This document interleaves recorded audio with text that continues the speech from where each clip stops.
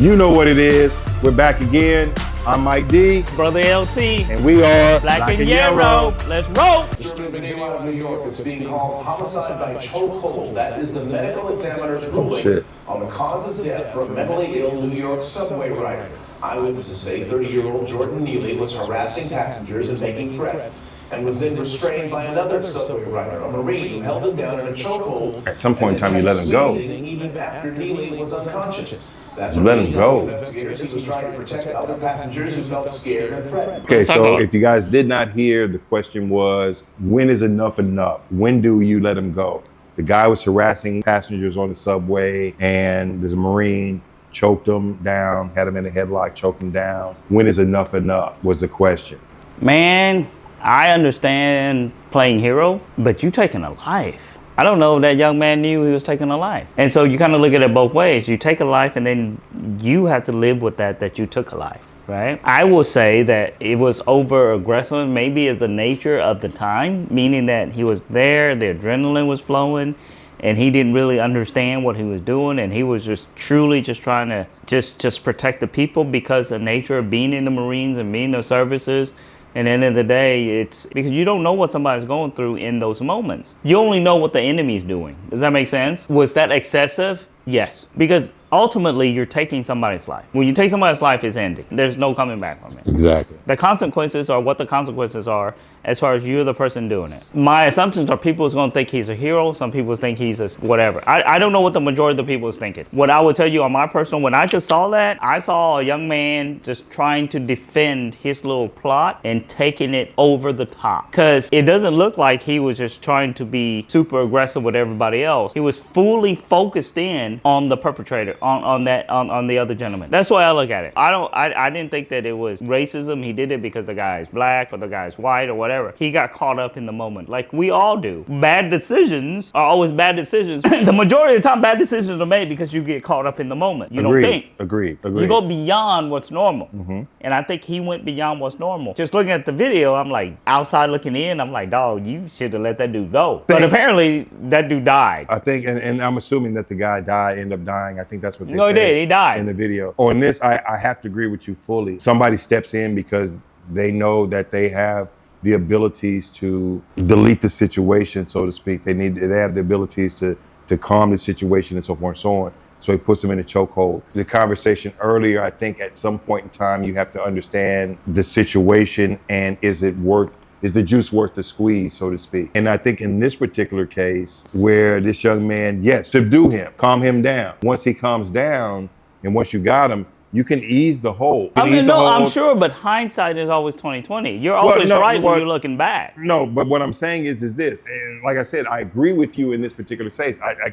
I think he did go overboard. I don't think you had to continue to choking him at that level the whole time. The guy's obviously incapacitated. He's knocked out, everything else. At that point, you let him go. If you know that you got him down, it's just like an MMA, and I hate to use an MMA fight, but in an MMA fight, the ref will get there and say, boom, let him go. Yeah, break in, real whatever life, the case though. may be. And this is in real life. People were telling him to stop. But in real life, especially if people were telling him to stop, and I don't know the story. This is the first time I've heard of that. This is the first time I've viewed it. So I don't necessarily have an answer in that particular case. But in this particular case, at some point in time, you should, especially if you're a military man, because what are you supposed to maintain while you're in the military? You're supposed to maintain your military bearing. That's right. We heard that word forever in the Army. Maintain your military bearing. And in this particular case, you know you've got this guy subdued. You know you got this guy. If he's knocked out, you let him go, let him cough, bring him back to life. Boom, let him kick him in the back, whatever, to make him start breathing again. And boom, and then you keep an eye on him and let him, or you keep it around him, but you don't keep the same hold on him. I think that in the moment, the guy got there and it's like, okay, this guy is a threat. My job, being a Marine, is to go ahead and neutralize the threat. And maybe in this particular instance, he neutralized the threat meant completely neutralize. Yeah, you could say that, but I just think that I don't think that the dude doing the hold was thinking that. I think I- that adrenaline was rushing through him. Again, yes. I think people were looking. I think that fear played a part in it. That he didn't want this guy to get back up and retaliate. I think that a multitude of emotions ran through him. Mm-hmm. And I think that he went above and beyond what was acceptable, because who knows the consequences of what he's going to have to deal with. And again, yeah. As far as just look, at the end of the day, you taking a life. Exactly. Something you can't come back from. No, there's no coming back from stuff like that. There's no coming back from stuff like that, because you can't quantify what this young man's going through. But also, this young man took a life. Yes. No, we could say, hey, we were there, we would have let him go, we would do whatever. I'm saying I agree with the fact that he went over and excessive. And I will say this, and you said To this. take a life, I think that he was egregiously over aggressive. Yes, and you said this in previous shows. You got to know your point, so to speak, and know where you are. And I think he did take it over that point. I think it was a situation where he was trying to play hero. I agree with that. He knew he had the skills to subdue the guy. Mm-hmm. I'm assuming that based on the fact that he got his arm around the dude's neck, he knew he was superior physically than this guy. Well, at that moment, he was in control. Yes. So I think at that point you have to have some decorum and some discretion, so to speak, to say, okay, I got this guy under control. I got him. I don't need to choke the guy out. I just need to subdue him. And I think there's a difference between, was it on purpose? No. I don't think it was. I don't think it was on purpose. I don't think there was necessarily any malice intent. I think the guy was over adrenaline. I don't think there was any malice in intent. But I think that in the heat of the moment, in his aggression, in his adrenaline, he said, okay, this is what I was trained to do, and this is what I'm going to do to protect not only myself, but the other passengers on the train, and this is what I got to do. Did he go overboard? Obviously. Now, the big question is, when he goes to court, because he will have to go to court, should he serve manslaughter charges? It's tough, man. That's the question, because it's going to go to court. Is it clearly a case of self-defense? Is it clearly a case of self-defense? If the guy wasn't necessarily threatening him at the time and he subdued him, then it's not a case of self-defense. Trust me, I am no legal expert, nor do I claim to be. But how will the jury of his peers look at it? Was it self-defense? Was it manslaughter? What is it? What's the definition of manslaughter? I don't know. Yeah, me neither. I think it's somebody know. Let us know. I have no idea. I think if I'm not mistaken, I think it's the case where you end up killing somebody with not having the intent to kill somebody. I think that's it. I think that's sounds right. I think that's what manslaughter is. Do your English voice. Manslaughter? You want me to say it in English? You want me to say it like an Englishman? Is that what you're saying? What I'm saying is that I think this is clearly a case of manslaughter. But does the sentence fit circumstance? Well, we'll find out. We will find out.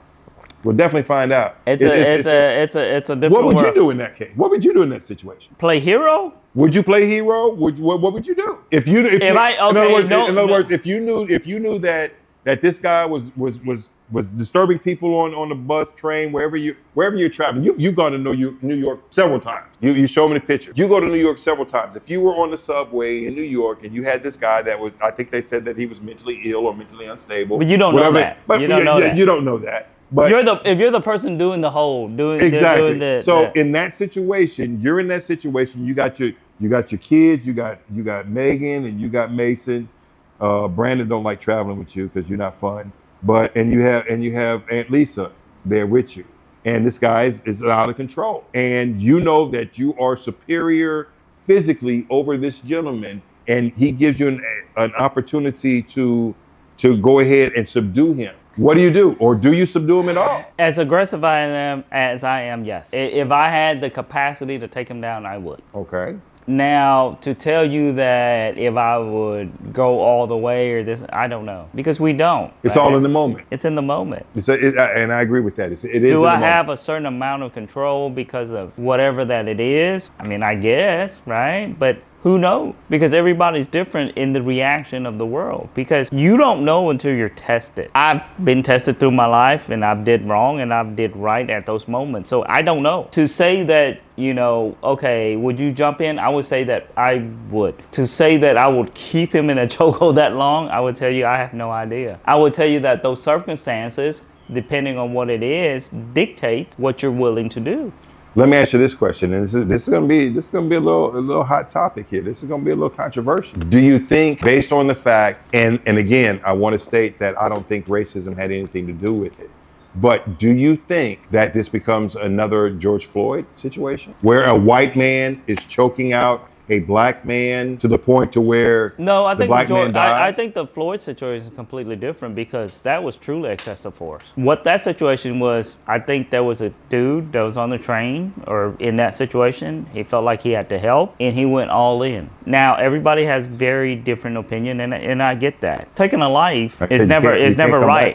Yeah, you can't. I say that and it feels like, oh well, it's defending a certain situation, but you asked me if my family and kids were there and if he was being aggressive towards people in the train and then towards my family. Right. Yeah, I have no problem. And again, but if I was by myself and that happened, would I jump up? Sure, because I know how I am. Mm-hmm. Right? And for me, it's not about trying to play hero. It's just like, I don't like bullies. I would feel like, hey dog, you being a bully. You doing something that's excessive, and I would do whatever that I could at that moment to neutralize the situation. And I think the bigger question, I guess the bigger question, and that's something that we will never know, is did that man feel like he was threatened? Was he personally threatened, or was he doing it for the sake of others? Now, how does that weigh? How do you quantify that? And how does that weigh? And that's my next question. Yeah. How does it weigh? Because if you're doing it because you feel threatened, I completely understand. I'm gonna do everything I can to take you out at that time. Did you do it because you didn't necessarily feel threatened because you felt like you were far more superior physically than this person, but because he was acting that way, aggressive towards other people? How do you determine that threat and that level of threat? You don't, because it's all reactive. I would say that majority of the people do that because it's reactive. So now there's a certain amount of people who probably do it before the hero status or whatever that it is. I would tell you that the majority of normal people, I would say, because I still hold that people are good people. People are good in general. You react and you don't think. And I think that maybe in that situation, he reacted, he didn't think, and he took it too far. So I'm gonna play devil's advocate here. I'm gonna play devil's advocate a little bit. I guess maybe, I don't know. You're on the jury. You saw what happened. The defense argues its case. The prosecution argues its case. How do you judge? What's your verdict? Do you get? Because so if you're asking me right now, I would say that he went overboard defending the people on the train. Is it manslaughter? And manslaughter carries how long? I don't know. Again, yeah, 5-10 years. Do you send the man to jail for 5 to 10 years? I don't think so. I think he didn't maliciously attack. What I think he did. Well, malicious would mean that he did it with malintent. Yeah. And that he went in knowing that he was going to kill the guy. He zoned out, attacked, and then didn't attack. He zoned out, took the dude down, and went overboard. So again, it's manslaughter. So it's manslaughter. We agreed that it's manslaughter. So based on the definition that we just named, it's manslaughter. So how do you judge on that? How do you call that verdict on manslaughter? Do you give the man 5 to 10 years? I don't know what let's see. I don't think you give him anything. Slap on the wrist? I think you slap him on the wrist and move on about your business. And that sounds crazy because he took somebody's life. But it looks like that circumstance was completely different. Manslaughter charge, this is what it says under section 12.33 of the Texas Penal Code. And granted, this was New York. The consequences for manslaughter conviction includes fine up to $10,000, prison sentence between 2 and 20 years. If you convict the man of manslaughter, do you give him probation? Or do you make him serve the minimum 2 years or the maximum of 20 years? It's hard, right? It's hard. I think in that situation, it's very difficult. And that's why I pose that question. I'm playing devil's advocate. How do you judge that man? Because now he's being sentenced and being judged by a jury of his peers. Clearly, it's manslaughter. It's a tough deal because, 2 to 20 years. Do you give him the 2? Do you give him the 20? or do you negate the rule of law and say, I give you probation? I would say probation. I would say probation because now you're ruining two lives. One life you took, another life you're gonna take by imprisoning somebody that tried to do something for the better good. Okay, so again, playing the devil's advocate, he knew when he locked in that chokehold, being a Marine, being a trained Marine, you know when you lock in that chokehold, you know exactly what it means. No, you don't. That you're going to take this guy out. That you got him locked down. No. How do you know? Everything How else. do you know? But that's what the defense is going to say. But what I'm telling you is, how do you know? When I'm you're playing in that devil's situ- advocate. Yes, I'm playing but devil's when advocate. you're in that How do you know? situation, you don't. When you're in that situation, you're trying to submit and get it done, right? And I just think that he carried it too far because adrenaline hit, and my man was just kind of doing what he thought was the right thing to do at the time. So the definition of manslaughter is the crime of killing a human being without malice, if afterthought, or otherwise in circumstances not amounting to murder. Would you agree what the Marine did was manslaughter based on the actual definition? So we were right. I killed him. I didn't intend to kill him, but he ended up dead, in layman's terms. Wow. So based on the fact that this young man, by all definition, considered manslaughter, not saying that the bad guy is a bad guy. And I'm sure that's what probably the defense is going to probably say, or excuse me, the prosecution is probably going to say. I'm not saying this decorated Marine or undecorated Marine, this honorably discharged Marine got there and had intent to kill this young man. But the fact remains that he did. Based on that, the law states that you must sentence him from 2 to 20 years and a fine no smaller than $10,000. Verdict or jury, what do you say? I would say on that note, let us know. We have no idea. We out. And with that, we out.